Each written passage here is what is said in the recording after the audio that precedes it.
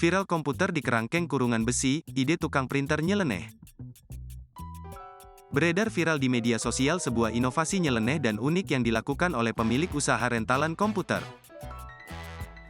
Entah apa yang melatar belakangi inovasi itu, pasalnya bila dipikir pasti justru menjadi bumerang bagi usahanya dan akan dijauhi para pelanggan. Bagaimana tidak, pemilik rental komputer memberikan inovasi bak kerangkeng pada perangkat komputer dan printer miliknya.